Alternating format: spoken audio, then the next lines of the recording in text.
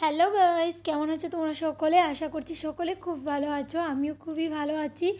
তো তোমাদের সামনে আরও একটা মিনি ব্লগ ভিডিও নিয়ে হাজির হয়ে গেলাম। তোমরা দেখতে থাকো, সাথে থাকো। সেটা দেখাচ্ছি আমার ছাদের উপরে কিছু ফুল গাছের দৃশ্য তোমাদের সাথে শেয়ার করব। আর মেঘলা ওয়েদার করেছে, সেইগুলোও শেয়ার করব। তো তোমরা দেখতে থাকো, সাথে থাকো। বেশি বড় ভিডিও না, একদম ছোটোখাটো ভিডিও, 2 মিনিটেরই হবে। তোমরা সাথে থাকো, ঠিক আছে?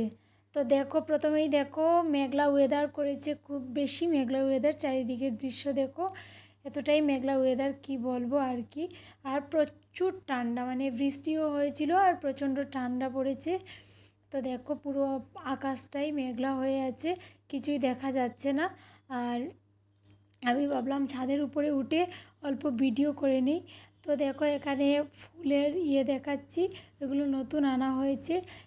গেন্দা ফুল, তারপর কি কামিনী ফুল, ওইগুলো। আর ওখানে দেখো শস্য করেছিলাম, মানে শস্য ফুল হবে ওইগুলো আর কি।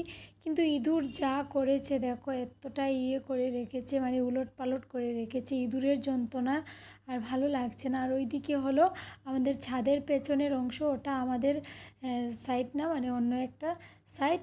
তো ওটা ওই জায়গার দৃশ্যটাও দেখিয়ে দিলাম। মেঘলা ওয়েদারের জন্য দেখো কীরকম অন্ধকার করে রেখেছে। তো তোমাদের কেমন লাগলো আমার এই ভিডিওটা জানিও।